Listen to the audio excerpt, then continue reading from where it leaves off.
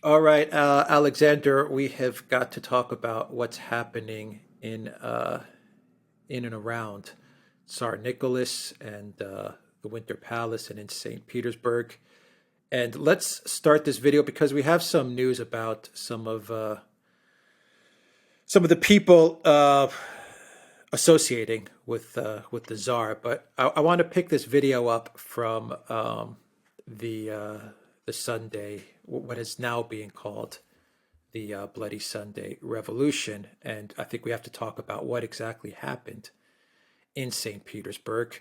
The Tsar was not present when this strike turned into a tragedy occurred, but there has been a lot of propaganda about what really happened in this situation. Um, how many people perished? Who started the violence? And why this happened in the first place. Was this a peaceful protest? Was this a peaceful strike? Why did it lead to uh, to the violence that occurred and the number of people that died and the Tsar's role in this? Because I think this is relevant as we get to where we are today in 1906 and how it appears that the Tsar is aligning with or is associating with people that are very, in my opinion, seem dubious. But we just don't know at this moment in time. So let's start with the uh, the Bloody Sunday, as it is now being referred to. What exactly happened there? Right. Now, I think the first thing to understand is that Bloody Sunday in January 1905 takes place in the context of a dual crisis that Russia is experiencing. On the one hand, ever since the late 1890s, Russia has been moving its financial system onto the gold standard. There are many people in Russia who are very unhappy about this. They say this is creating a very hard monetary situation in Russia. It's also having geopolitical consequences because the gold standard, the international gold standard, is run by Great Britain, which has historically been an opponent of Russia, and that it's opening up Russia and is aligning Russia increasingly, it's drawing Russia into the orbit of Britain and Britain's ally France, or Britain's emerging ally France. So there are many people who are extremely concerned about this, but it is desired very strongly by the powerful financial and business groups which have great influence on the finance ministry and on the finance minister Sergei Witte. At the same time, that is creating a severe economic recession in Russia. Now, that's one crisis, the crisis which arises from this tough, hardline monetary policy that has been imposed on the country. On the other hand, there is a war going on in the Far East with Japan. And the Japanese attacked Russia without declaring war. They launched an attack on Russian bases in the Far East. The Tsar has had to redeploy his army to fight them. And in January 1905, he's learnt that the single most important base of the Russian Navy in the Far East, a base actually located on Chinese territory at Port Arthur, has been captured by the Japanese. So he's got that to worry about. He's got a war in the Far East to fight. The focus of Russian power is in the West. He's got to move Russian troops along the single-track railway that they recently built to the Far East. And he's also got the complications of all of that. Now, he's been doing this from his headquarters, which is some distance away from St. Petersburg, in his summer residence at Tsarskoye Selo. Now, because of the economic crisis, there is growing hardship in Russia. This has led to protests, a widespread strike and lockout in the capital in St. Petersburg, and that culminated in a political protest leading to the events on Bloody Sunday. Now, the Tsar himself is not there. He's not in a position to take charge. He's left the situation in the hands of his security officials. His security officials, it turns out, are incompetent. They overreact to this protest, and they don't realize that part of the people who have organized the protest, and this is where it becomes incredibly complicated and very bizarre, are some of the Tsar's own security officials. The Tsar's security officials have organized this protest action, bringing together the workers in the city, because they see that as a way of diffusing what is going on. So you have a situation where the people in charge in St. Petersburg are incompetent. There's people are shot. Nobody knows exactly how many people are killed. You're quite right in saying that the numbers have almost certainly been exaggerated, but the optics are disastrous. The Tsar returns to St. Petersburg. He sacks all the people who've been in charge. He appoints new people to take over. But of course, in the backdrop of this war with Japan, he's only able to give partial attention to the situation. And over the course of the rest of 1905, you have protests and strikes in various parts of Russia which feed off the events in St. Petersburg. However, it's important to stress that the situation remains overall under control. Now, as we discussed in our last program, in the summer of 1905, the war with Japan is brought to an end. Contrary to what you read in some of the media in the West, the war ends in effective stalemate. There's no major concessions, territorial concessions by the Russians. There are major protests about the outcome of the war in Japan, but the Tsar is now able to turn his attention to the domestic situation. And he has published in October what we discussed, this manifesto, which commits Russia to a parliament, to setting up the first parliament in Russian history. Now, he's being advised to do this by various officials, including his Prime Minister Witte, who is particularly interested in aligning Russia with the West and wants Russia to have an essentially Western-style government. Now, the problem is, and many people have warned the Tsar about this, that the suffrage, it goes from a situation where the Tsar is the autocrat to a situation where all male Russians are suddenly able to vote. There's been no preparation for this across the country. People are suddenly given the vote, and this is turning out to, in fact, create a very unsettled picture within Russia. And the liberal parties, who were the people who were advocating this parliament, have used the decision to concede this parliament as basically providing them with a major bid for power. So they made a major bid for power over the course of the winter. That has agitated the country even further. There have been more strikes and protests in Moscow and St. Petersburg. But what eventually happened is that the Tsar began to finally listen less to people like Witte, who, as I said, were more westernizing. He's begun to put his trust in more tough-minded conservative officials like Duran, and over the course of December 1905 and January 1906, the situation was brought under control as a result of tough police and military action. However, in April, we've had the parliament meet. It is dominated by the liberal parties because they're the only ones who are organized, and they seem to be taking an extremely radical position on practically every issue that is being discussed and talked about, including the question of setting up a new constitution for Russia. Because it's important to say that we have a parliament, but we don't yet have a constitutional settlement. And the Tsar is known to be extremely concerned about this, and he's tilting partly towards the more conservative figures, people like Durnovo, but he's also becoming very concerned about the new Duma, the new parliament, and he is retreating, or so we hear, into the court, and he's starting to listen, as you correctly said, to more, shall we say, shadowy figures who are now starting to congregate around him.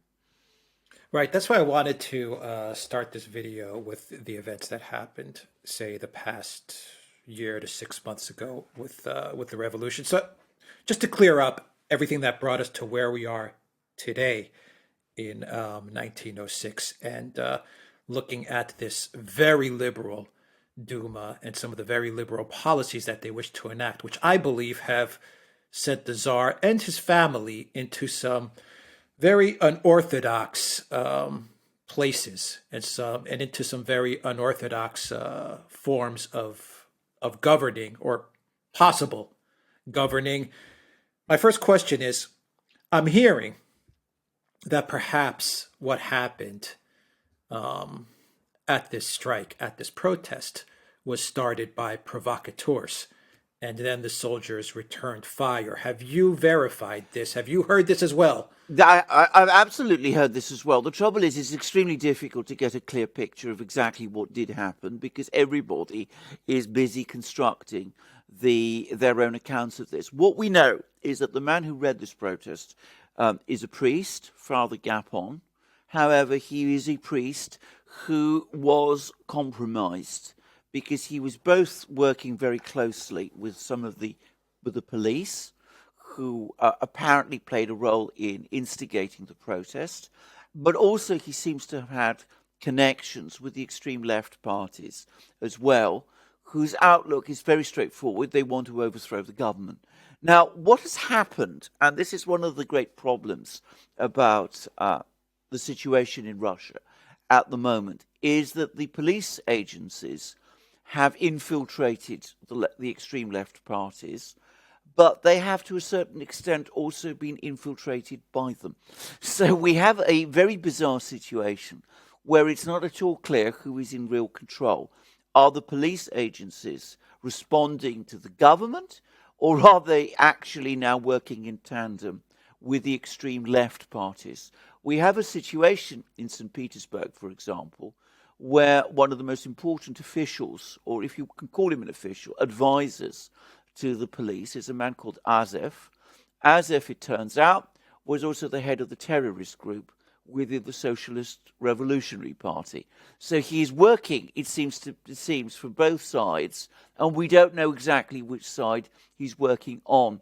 So it is entirely possible that within this extremely volatile situation, with the protest, as I said, organized by somebody who's both at one and the same time a police informer and perhaps a police agent, and who is simultaneously working with the extreme left revolutionary parties, that some sort of provocation was indeed planned. The problem is that Russia does not have proper police forces to deal with these sort of protests, and the people who were in charge of controlling the protests once it took hold were in fact completely incompetent. So instead of having the kind of riot police agencies that you find, for example, in Germany nowadays, or to some extent in Britain, they deployed the palace guard, who are not really there to deal with protests like this. There might very well have been incidents. There, I should say, there's very widespread use and possession in Russia of not just weapons, but explosives as well. There is a long tradition of revolutionary violence as well. There have been terrorist incidents. The previous interior minister was killed by a terrorist bomb. The governor of Moscow, who was a member of the Tsar's family, a grand prince no less, has also been killed by a terrorist bomb. In this kind of situation and scenario, the fact that there was a deliberate provocation here is entirely possible. And the Russians themselves talk about provocation tactics. It's an expression that you hear widely used in Russia when they talk about situations like this. Right. Was this a revolution? Do you believe this was a revolution? Because I'm hearing a lot of fake news, Alexander, that the Tsar did not handle this properly, that he was too. I mean, I've read publications that said he was too dim-witted to understand how to deal with this, that he didn't provide moral support for the victims, that he was aloof and didn't care. But I know the exact opposite took place. I mean, I have sources that say the Tsar was on it immediately when he heard what happened. I mean, he was on the situation immediately. He took control of the situation. I've got reports saying that credible sources that say he paid a large amount of money to the victims' families and to the injured as well, anywhere upwards of, I'm getting reports of around 50,000 rubles, a very large amount of money. And he tried to provide as much moral support as well. So we're seeing two different narratives. And I guess where my question is leading to is we get to what seems to be the compromise of the of a parliament. And I'm just starting to think to myself, we know that this radical left, liberal left, these radical forces in and around the government, they would like nothing better than to see the whole system collapse and to see the Tsar go. But was all of this done in order to accomplish that goal? And when the Tsar got on top of it quickly and pacified the situation, was the Duma, the creation of this system, this new system, is this a plan B for him? Right. Can I just say straight away, let's talk about the Tsar himself. He is a highly intelligent, extremely educated man. He is also, by the way, and I'm going to come to this in a moment, a much tougher character than than some people say. I mean, there's a widespread view that he's somehow a weak person, that he's not able to take control, that he's unable to make decisions. The second thing to say is that when he heard about these events on Bloody Sunday, he was profoundly shocked and horrified by them. That is say. indisputable. Yeah. I mean, he rushed back to the capital. He immediately took charge. He's arranged to have all the people who were responsible sacked. He's replaced them with far more professional and competent people. He's also, as you rightly said, gone out of his way to reach out to the working class in St. Petersburg, try to reassure them that he cares about what has happened. There's no doubt at all that he does care profoundly about what has happened. This was a horrifying event, one which he was not personally and directly responsible for. As I said, mind was focused on a military crisis in the Far East, which happened at the same time as these events. Whether that was a coincidence or not, we can't really know. But the court, as we know, is riddled by people who are in contact with the liberals, who are in turn connected, many of them, to the police agencies that we were talking about, and the police agencies are riddled with people who are influenced by the very far left. This is one of the problems about Russia. It has a very, very complicated political situation. But anyway, one cannot say that the Tsar was indifferent. One cannot say that he was callous and unconcerned. He was not the person who gave the orders, and he acted immediately to bring the situation in St. Petersburg out of control. Now, was there a revolutionary in Russia? Into control, you mean? Under control, yes. Okay, yeah. Now, was there a revolution in Russia this year? Well, what there has been is sustained and intense agitation at a time when the country was at war. And here I have to say that this is where I come back to whether or not the Tsar is a weak person or a tough person. He has shown, in my opinion, considerable toughness in this kind of in handling this affair. Not all of his decisions have been good decisions. He sent the fleet circumnavigating round the world in order to take on the Japanese Navy. Many people thought that was unwise. Other people strongly advised it. It ended in a naval disaster at Tsushima. But overall, he refused to compromise or deal with the Japanese until the point came when the Russian military built up in the Far East and an economic crisis in Japan forced Japan into negotiations. So he was not prepared to compromise on any key or core issues, and the treaty that his officials negotiated, Mr. Witte negotiated, by the way, with American mediation, has ended up essentially restoring the status quo. It's deeply unpopular in Japan, but anyway, he saw that through.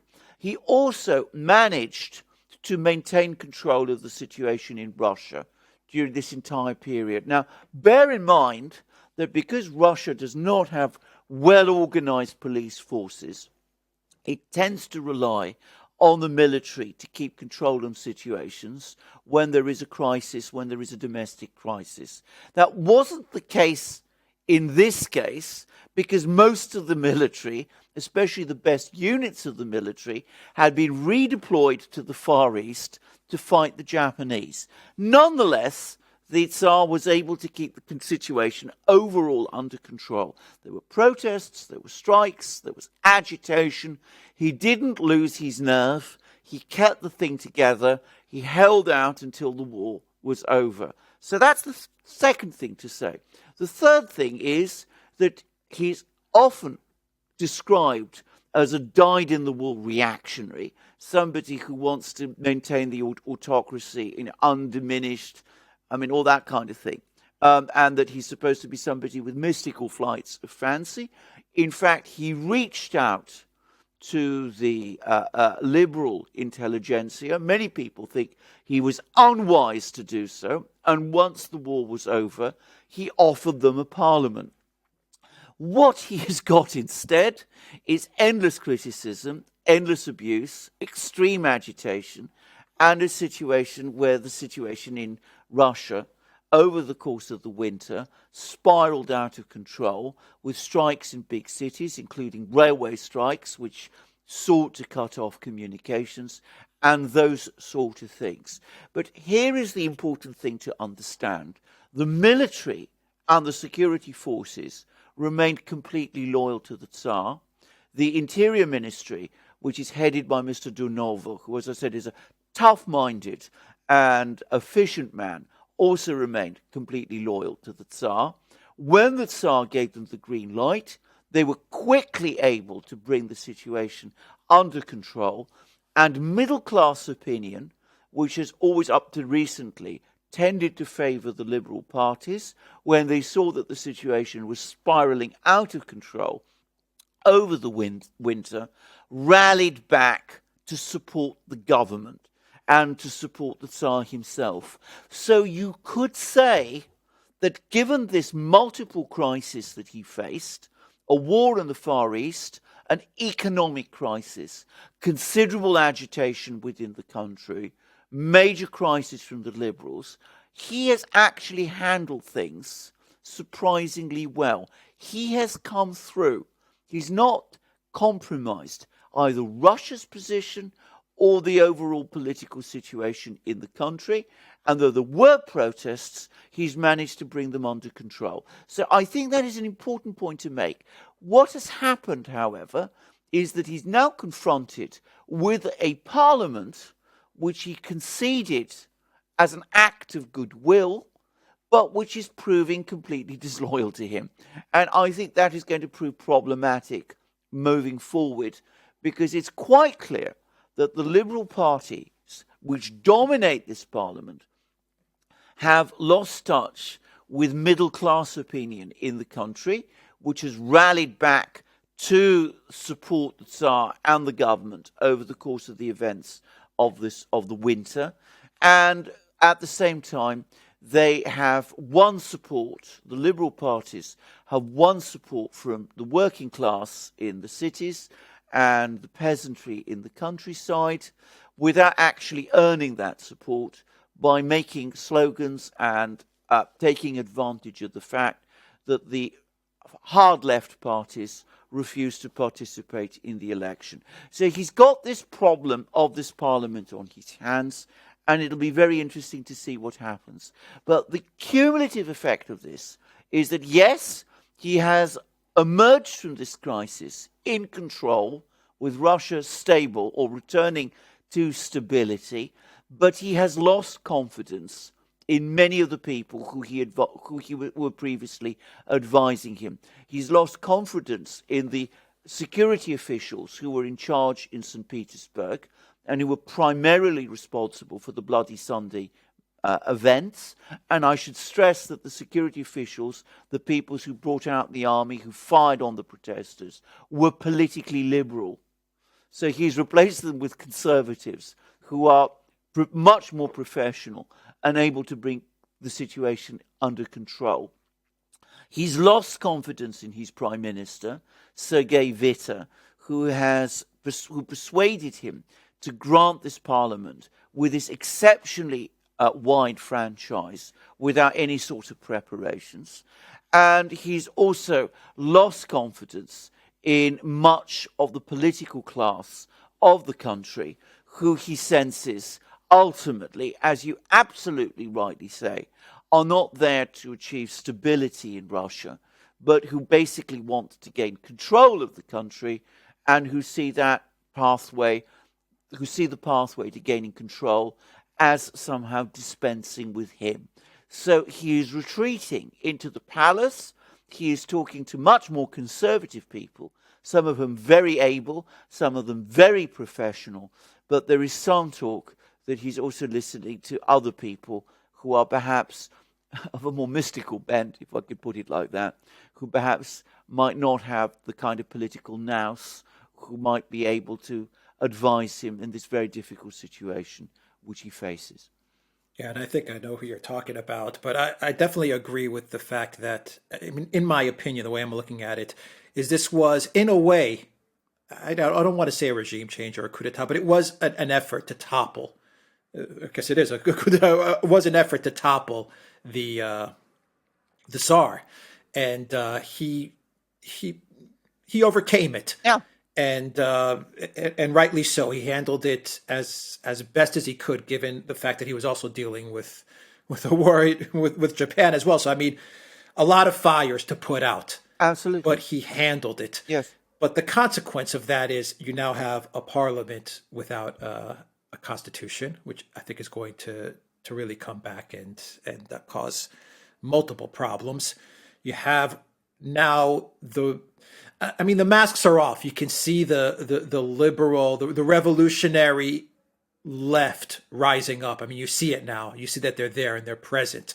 And they definitely want a new system, a new way of doing things. And the Tsar is standing in the way of that.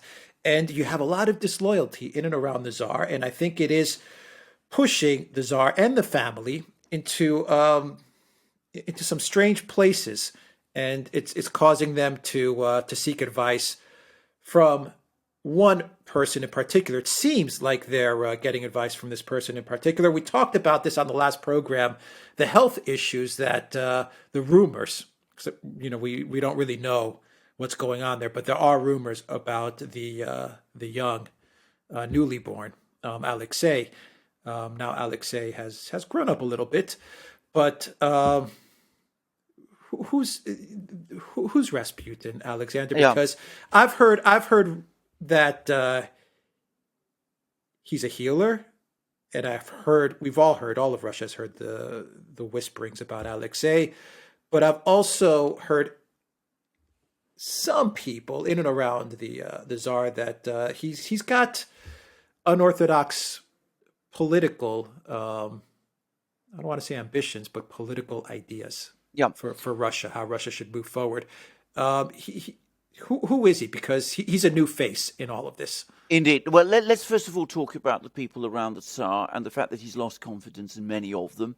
And you talk about regime change. I think this was a regime change attempt, straightforwardly. I think the liberals, who are connected to some members of the aristocracy and indeed some members of the dynasty, were engaged in a regime change attempt. Now, we have to understand that there are people within the liberal parties who outright want a republican system. I mean, they want to see the monarchy done away with entirely. Others want a constitutional system, a constitutional monarchy modelled on the English. And then there is a third group, and this is a particular group within the imperial family, or rather, I shouldn't say the family, I mean within the dynasty and the higher aristocracy, who are connected with these two other groups, who basically don't like Nicholas and think that the dynasty and somebody else, completely different, should be Tsar. And that grouping seems to be concentrated around the family of one of the Tsar's uncles, Grand Prince Vladimir. And this has created further tensions within the family. And the emperor, the Tsar, is deeply suspicious about all of them. And he's become extremely wary about the fact, and he's also become concerned about the fact that his mother seems to be associating with some of these members of the dynasty and these members of the aristocracy who are far from loyal directly to himself. And of course, she is deeply antagonistic to his wife because of the Danish-German antagonisms which we talked about in our previous program. So he's looking for support. And he's looking not just for political support, which he has to a great extent. There are many people in Russia who are deeply loyal to him in person, and he's got support there. But he's also looking for support within the family and within the larger community. Now, what has happened is that certain members of the imperial family, who claim to be sympathetic to him, introduced him in November 1905. This is at the time of the peak political crisis in Russia, when he just announced his intention to set up the parliament, when there was a strike wave gathering force across the country, when it was very uncertain how things were going to turn out over the few months. They've introduced him to this individual, Grigory Rasputin. Now, Rasputin is a difficult person to put one's finger on, and there's great uncertainty as to who exactly he is and what he's about, and there's some uncertainty about his origins. But he's a peasant.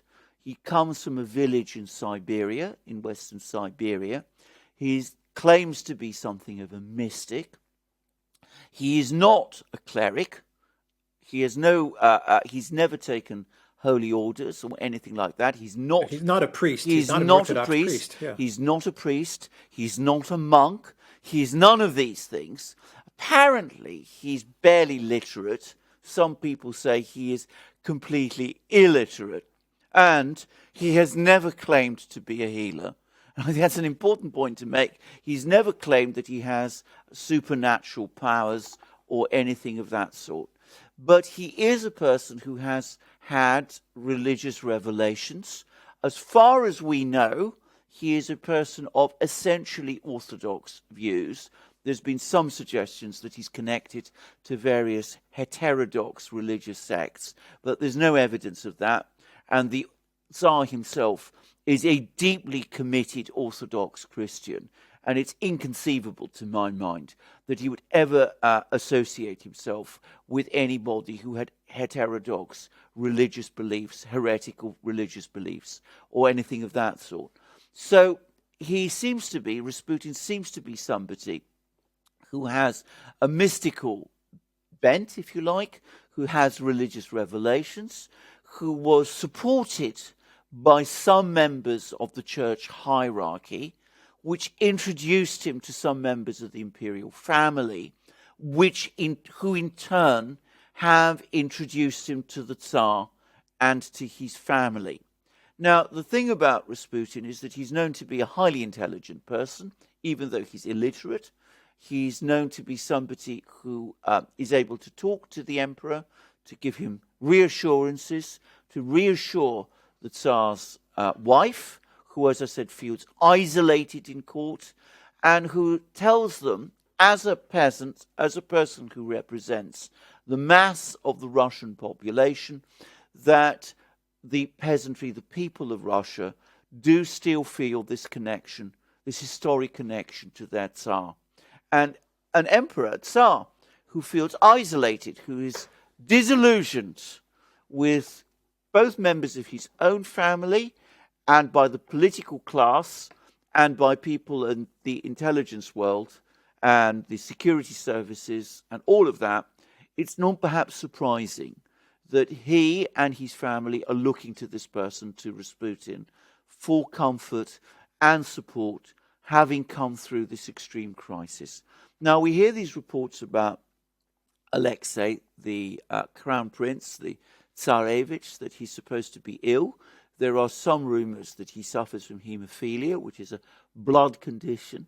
Haemophilia is a complicated and difficult condition to treat.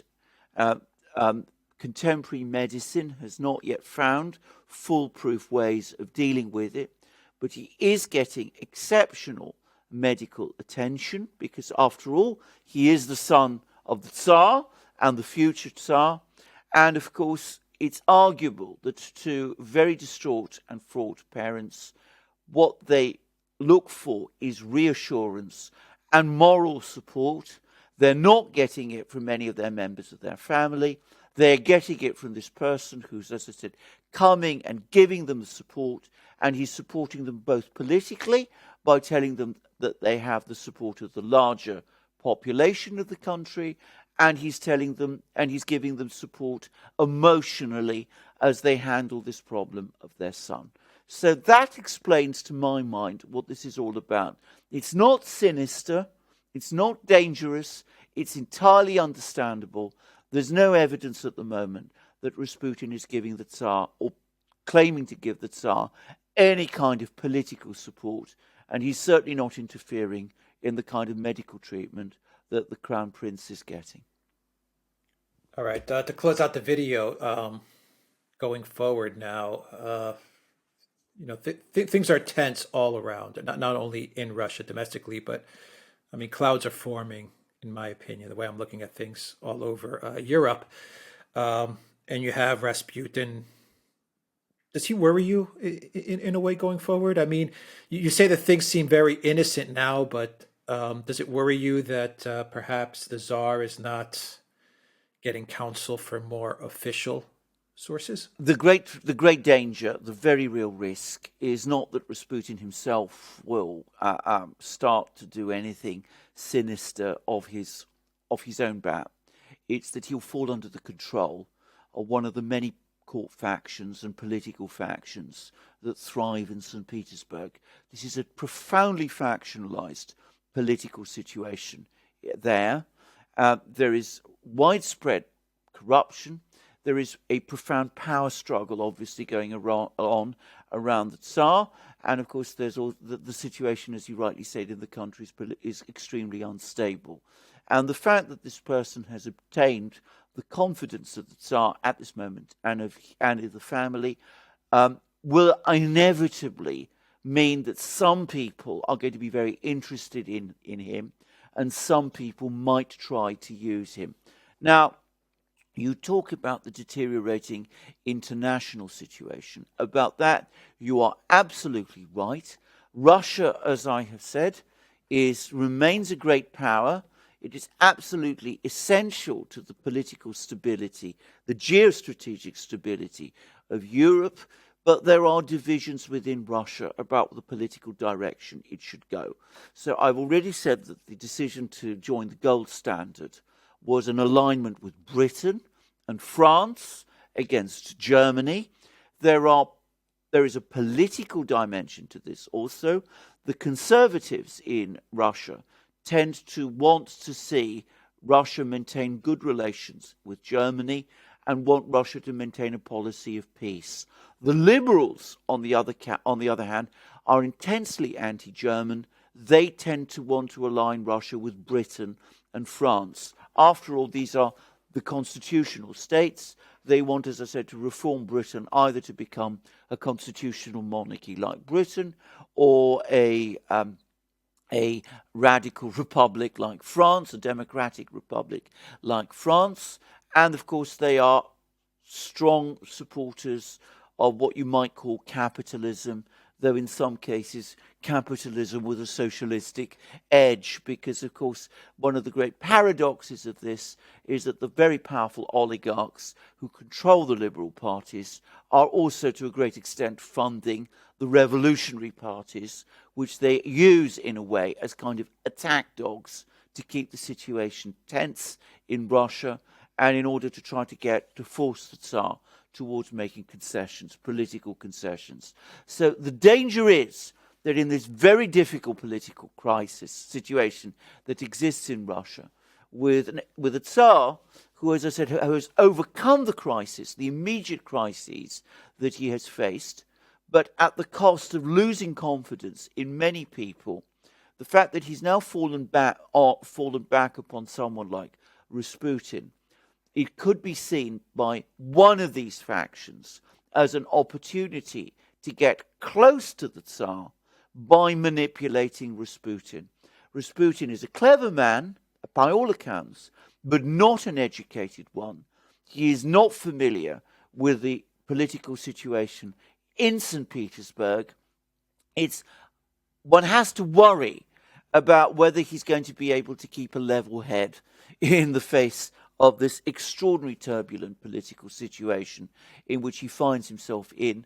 And if one of these factions does get hold of him and does try to win him over to their side, whether he'll be able to resist this. Very strange dynamics. Well, very bizarre dynamics in the palace, I must admit. Very strange dynamics, but we mustn't lose sight of the overall picture. What is creating the political crisis in Russia is that there is a very powerful group within Russia, you might call them liberals, who are absolutely convinced that the way for Russia to develop and progress is by putting them in control of it. And they are deeply skeptical of the Tsar. In fact, many of them are straightforwardly deeply hostile to him. They are prepared to engage in revolutionary agitation and to use the revolutionary parties to destabilize the situation in order to strengthen their political positions. Then at the same time, they have control, effective control of the media, of the mass media, which means that they're able to spin the narrative around the Tsar himself, and they have influential friends within the political class, within the governmental system, and within the security services. And this is the single factor which, in my opinion, is destabilizing, or at least potentially destabilizing, the situation in the country. All right, we'll leave it there and pick it up next time with some more news as to what's going on with the situation in Russia. This is a story that we're going to follow closely. All right, everybody, take care.